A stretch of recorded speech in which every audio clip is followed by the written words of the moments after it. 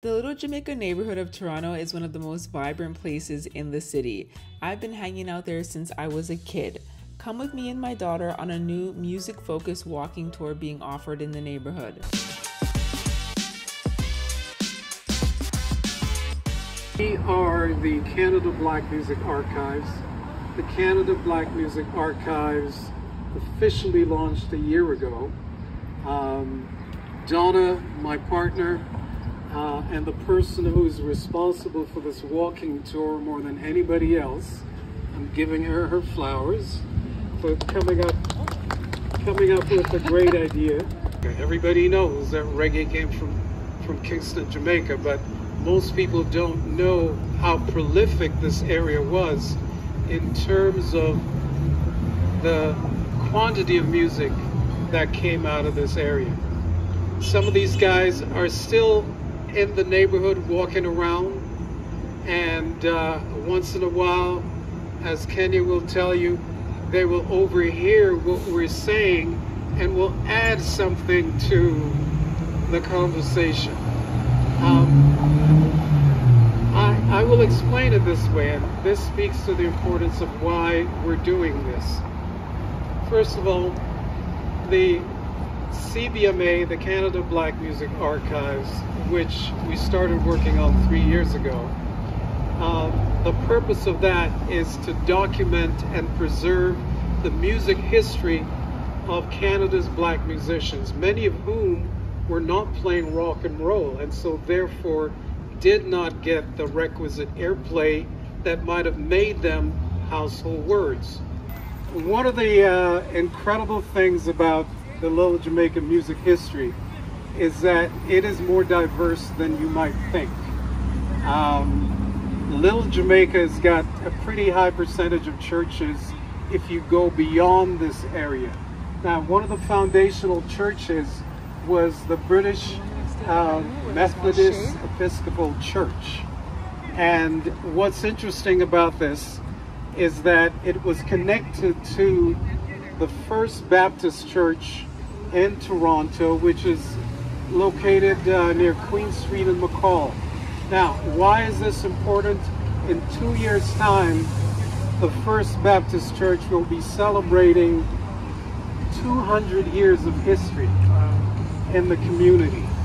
So this church, as Kenny will share with you, wasn't always here. And we want to tell you the story about a woman by the name of Grace Pryor Trotman, who was a phenomenal individual because of his work with the church community and the students that she taught as a pianist, but she was also the choir leader.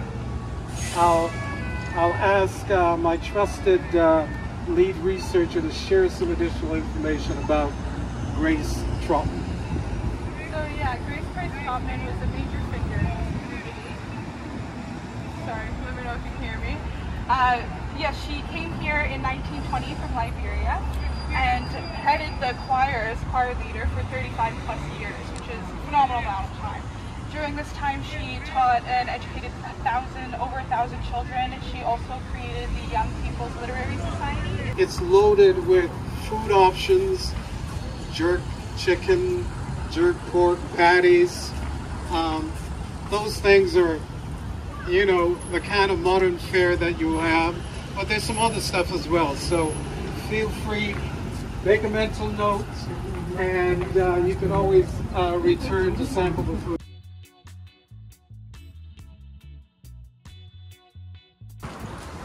So this is a story about, you know, the resiliency that you see with a lot of the artists that we talk about in this music history tour. Jimmy Wisdom hails from Jamaica's second largest city, Montego Bay, and he and another gentleman by the name of Bob Williams, they formed a duo that made a name for themselves in Jamaica. Now, as is the case with most immigrants, they're seeking greener pastures where there are greater opportunities for you to do what you do best, and this was no different. Jimmy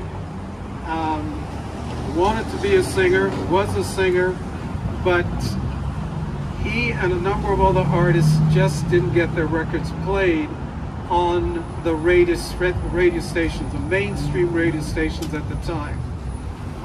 Some people claim it was based on race, others say no, it was format driven. One person that I spoke with said Chum, which was the leading station at the time, didn't even play Joni Mitchell and Neil Young because they didn't fit the format. So imagine then these artists coming with a different kind of sound, hoping to get airplay. It just didn't happen. Okay. Now Jimmy decided that he needed to feed his family, so what did he do? He went to barbering school, learned to become a barber, bought this space, and opened up his barber shop where he took care of the men and his wife took care of the women. They were both hairstylists. And Jimmy and Bob, who were both here at the time, continued to perform, but they were weekenders. You know what I mean?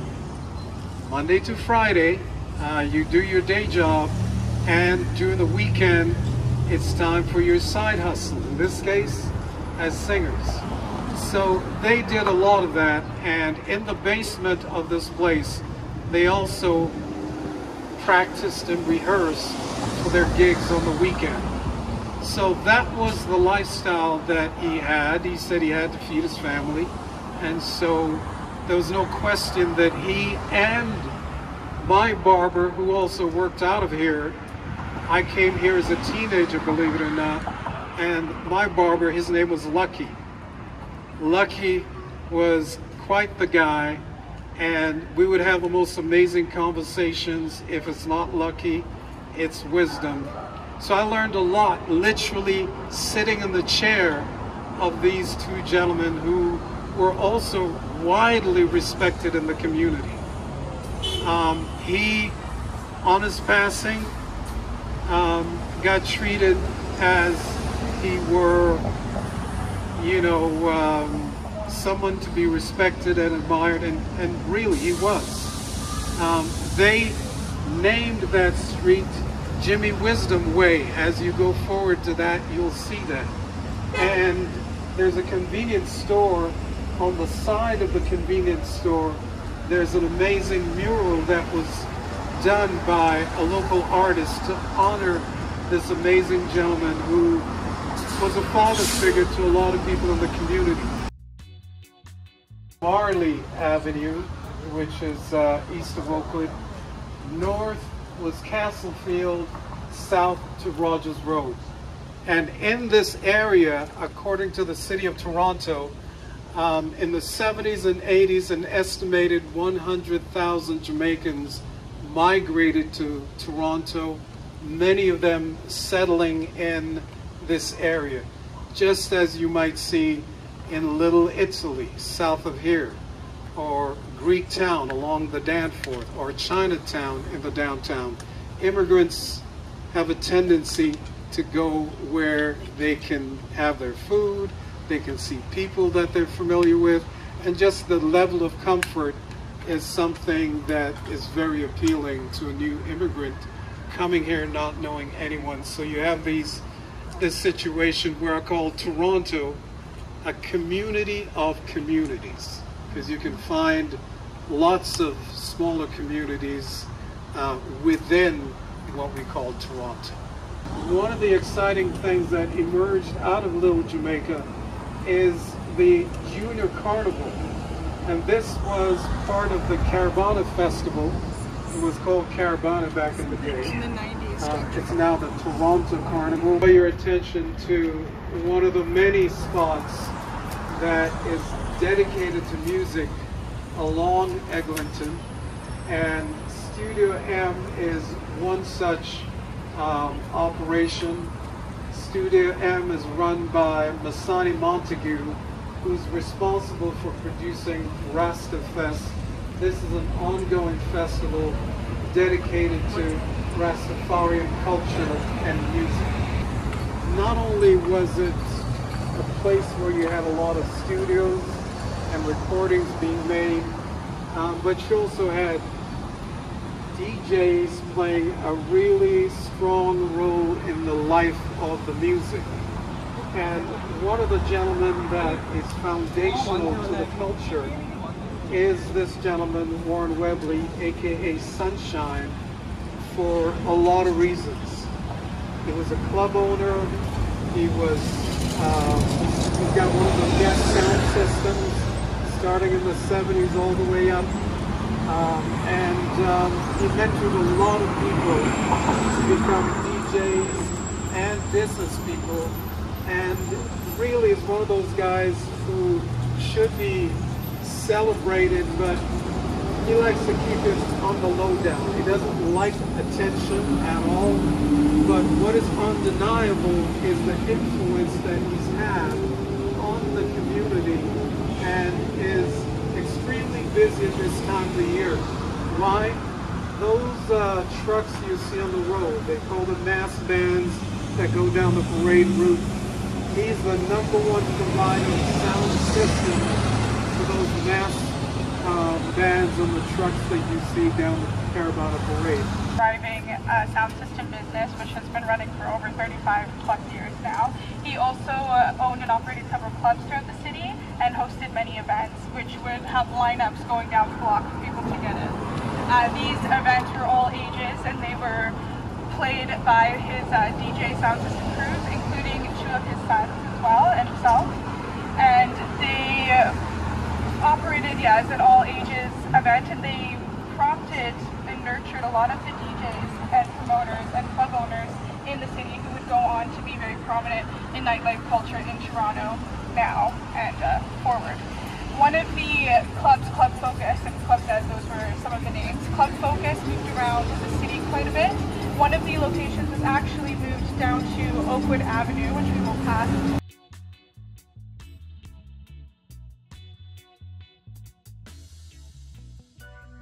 Things I want to bring your attention to out here.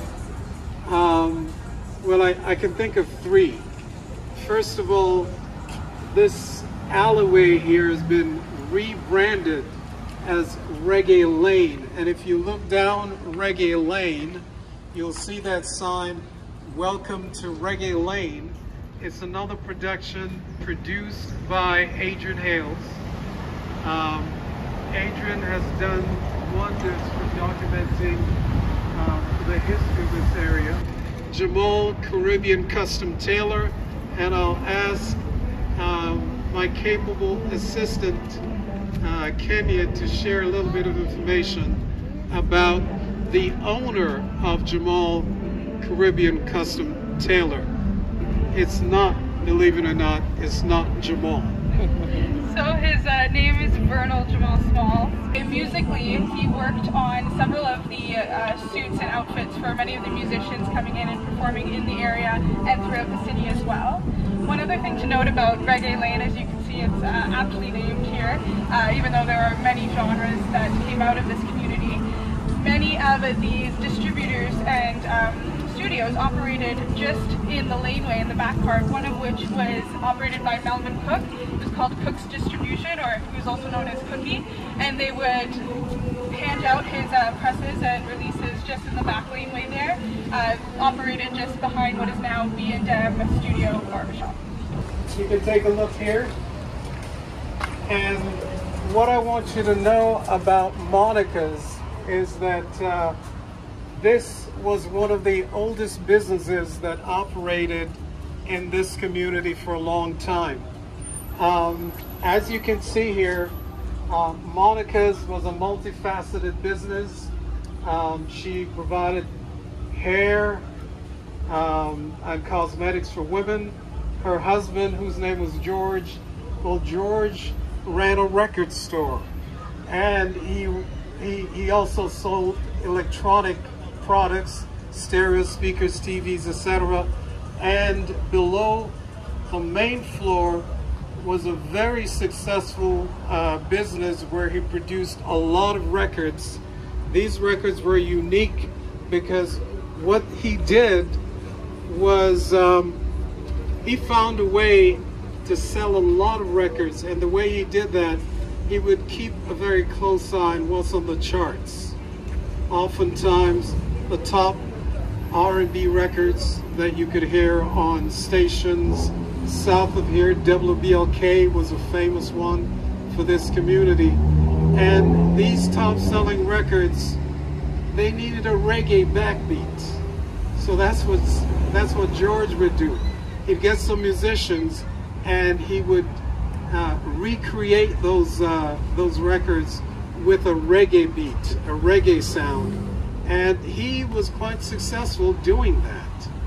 All the musicians were hired locally, and some were American musicians, some were Canadian musicians, some were formerly musicians from Jamaica who were operating in this neighborhood. So George had his finger on the pulse and managed to distribute quite a bit of music, not just back to Jamaica or the Caribbean, but New York State was a big market of folks from the Caribbean, and likewise the UK was also a big market where he could move a lot of these records. For 30 years, and Raps himself was in the music industry. He was a record producer. His brother is Michael Rose, the lead singer for the famous reggae band Black Uhuru. And Black Uhuru was the first reggae band to win a Grammy Award. And one of the songs that was very popular on that record was called The Youths of Eglinton. So you can imagine how many people around the world heard Eglinton? Like, what's that? You know, if it made you rush to go look for what is Eglinton, then it did an amazing job, because that record made this area world famous. And one of the things that Rap Rose did, he had an idea coming home late nights from gigs that they had in the city, his brother being a lead singer of a band, first as a soloist and then later with Black Uhuru. He realized that unlike Chinatown, where you could go and get late night food, there was nothing here in Eglinton. And so he decided, let me get a jerk pan, which you'll see in a lot of places in Jamaica, and I'll jerk chicken right out here on the sidewalk. I'll jerk pork right out here, put it on the grill. The aroma of the smell would stop you in your car. And you pull up somewhere over there, make a U-turn, and get your food to take home. And it became a thing, okay? Lots of people started doing that. And just a day ago, I was being interviewed on Talk 1010, and one of the producers was asking me, well, is it open to the public? And I'm like, of course it is. Feel free to pull up, go enjoy some food, take it home, what have you. But this became a tradition for a lot of people who got to have their jerk chicken. Some were able to go downstairs where there was a record shop. This is how resourceful and innovative these people were. So there was a record store in the basement where you could buy some of the latest records, and you could get some takeout food, or if it's late in the evening, after midnight, well, the jerk pan is here, as was the case for Spencer's Bakery, as was the case for the Hot Pot restaurant. So together they created a hub of late night food on Eglinton Avenue West, and we're all the better for it. The person behind Treasure Isle Records is the woman identified as the queen of Canadian reggae. Her name is Nana McLean, and we had the pleasure of featuring Nana McLean at the City of Toronto Archival Building, where we had a special Black Music Month tribute. It involved an exhibit about, you know, some of the artists in this area, magazines, clippings, and various other things that are unique to this area that we wanted to share with the public about this community. Nana McClain was invited to perform. She gladly accepted, but Nana owned Treasure Isle Records, but before Treasure Isle Records, she also ran another record store across the street here on this side called Top Ranking Records. So you can see, not only was she a singer, but she was also very resourceful. This was once home to a thriving business called the Record Factory. You could go and buy your music back in the day. And as a kid, I remember my dad, who had his side hustle as a DJ as well, taking me here to see what a Saturday morning experience would look like. And you can imagine inside this record store, all the way out, there'd be a lineup of men, largely men, that will be waiting to hear new records that have just been shipped from Jamaica that came in on Friday night, and they are here to buy for their parties later on a Saturday. So picture this. The DJ has two turntables, and he's behind the counter, and he drops the needle on one of those records, and immediately you would see hands going up saying, "Mr. DJ, I'd like that record." And he wouldn't play for longer than 30 seconds because he wants to move the units, right? So if you don't respond, you might not get one of the few records that are there. But it became quite popular. There's a few things I want you to know about this area. First of all, we just met the owner of this building on one of our tours. He's been operating for over 40 years as a jeweler. And I remember him telling us, "Hey, I can make anything for you, man, just tell me." Anyways, we were in the middle of talking about the Satellites Music School, which operated in his basement of this building. And what you need to know that is really interesting about the Satellite, at least to me, two things. One, they started as a music school. It was the only reggae music school that you could find in the country, certainly in the province. And they didn't charge people to come and learn how to play reggae. I mean, how cool is that? Yeah. But more than that, one of the things that emerged from having this music school is that some members that were learning to play reggae music for the first time got to join what became the Satellites Band. And Satellites Band is one of the more successful reggae bands to come out of this country, right up there with Messenger. They were hugely successful for over 25, 30 years, and they became a staple on Much Music television, if you were watching Much Music back in the day. And they did a lot of showcases, opening up for international bands, headlining their own shows locally, playing at music festivals. The Satellites was everywhere. But certainly in this part of Toronto, they were breaking new ground in terms of how diverse they were as a group of musicians. So they got to be credited for that. And again, as I've always said, there needs to be a plaque here acknowledging the fact that this was the first reggae music school, probably the only one in the country, and of course they made it free. Two musicians were mostly responsible for that. Jojo Bennett, one of the co-leaders of the Satellites, and another gentleman, a drummer by the name of Joe Isaacs. Joe Isaacs was the resident drummer for the Motown equivalent in Jamaica, that was known as Studio One. And Studio One borrowed some of the same techniques and approaches and became hugely successful. And at one point, we had the drummer, Joe Isaacs, we had the bass player, which was Leroy Sibbles, and we had the keyboard player, Jackie Mitu. They all lived here in Little Jamaica and continued the tradition of putting out great music.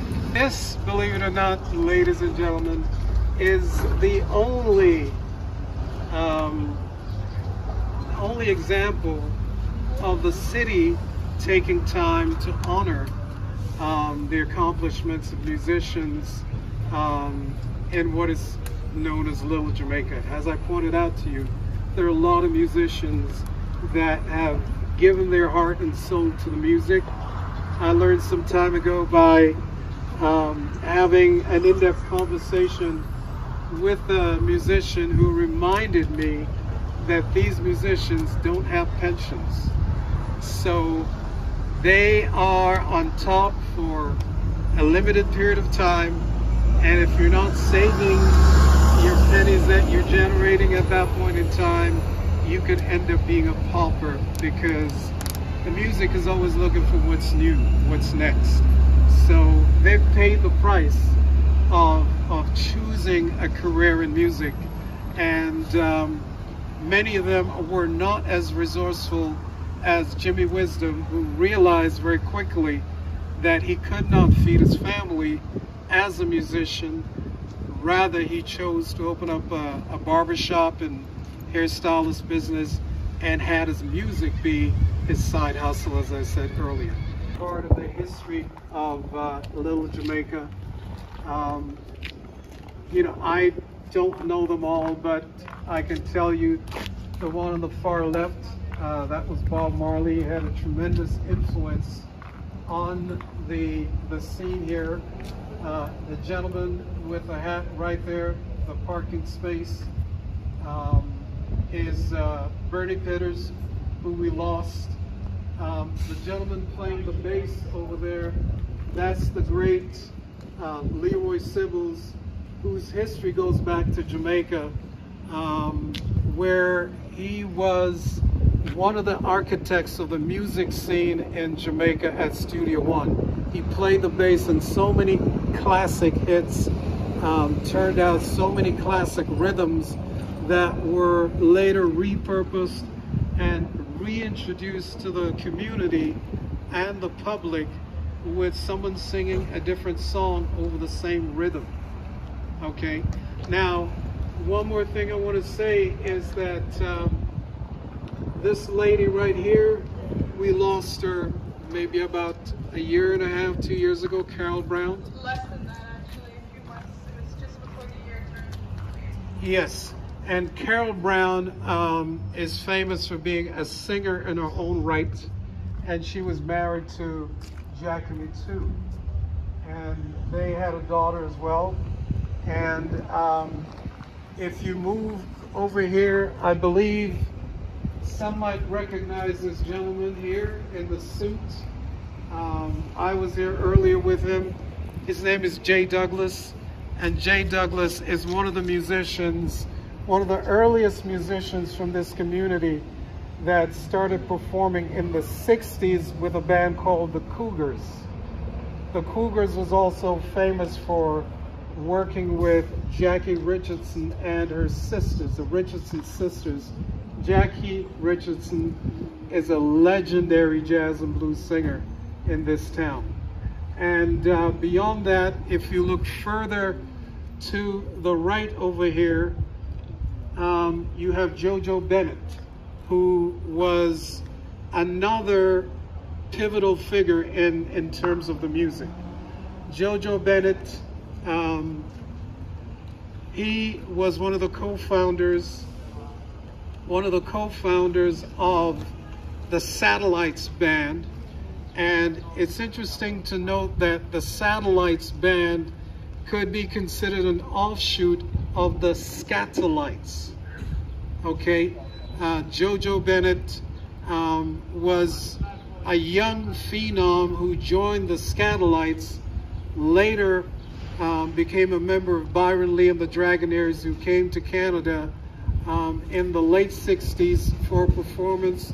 He fell in love with this place so much he decided, I'm not going back. This is a place I want to be. And years later at Queen's Park, where Donna and I were producing the Irie Music Festival, they had a chance, literally 30 plus years later, to become reunited. And you should see the hugs that they gave to each other, even though for years they were sniping at each other. It was just such a homecoming for both of them to be able to come together and see each other one last time. It's also important to know that that performance was Byron Lee's last performance in Canada. He was a regular since 1967, when Canada was celebrating its birthday. And Byron Lee was suffering from cancer, but he said to me, Phil, I want to perform and make this my last gift to the people in Toronto who've always supported me. Every year during Caravana, you could hear Byron Lee's music being played on the road, Byron Lee's music being played in live venues, Byron Lee performing in live venues. So there was this amazing relationship between Byron Lee and the city of Toronto.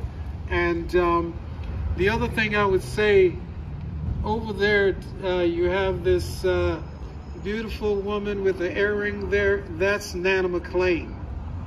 Nana McLean, known as the queen of Canadian reggae music. She started performing as a teenager, became an entrepreneur, owned 2 separate businesses in this community. One, Top Ranking Records, which was on this side with raps, and on the other side, she started a new one called Treasure Isle Records, which also still operates with the new ownership. And perhaps Kenya can talk about some of the owners that have gone through owning Treasure Isle Records. So yes, there's quite a rich history there with Treasure Isle. It was opened by Nana McLean, Queen of Reggae, in '87, I believe. And then it passed on to Nat TV, who is a radio host for CHRY. CHRY. And he changed it to Treasure Isle to kind of fit the slang and also separate it from the Dukery Treasure Isle in Jamaica. And then after that, it went to Jah Chosen, and he's the current proprietor. They spread into all kind of Caribbean fare and grocers, and you can still, when you go in, you can see just boxes on boxes of records. And Toronto is richer for having all those musical contributions that have come from a lot of people who came here as immigrants and made it a better place with the cultural contributions. So we think it's important as the Canada Black Music Archives to document this history, because much of it is just word of mouth. So it's not being documented for future generations. And we think it's important because in this country, we believe in diversity, equity, and inclusion, and most of all, a sense of belonging. And we cannot be Canadians if we cannot see ourselves in the fabric of what is now Canada, one of the most diverse places on the planet. So thank you for coming out. We hope you enjoyed it. And tell a friend to tell a friend about the Little Jamaica Music History Tour. And of course, we're ending the tour with a nice meal from Raps. Some jerk chicken. Let me go eat. If you enjoyed this video, give it a thumbs up and subscribe for more videos. Thanks for watching.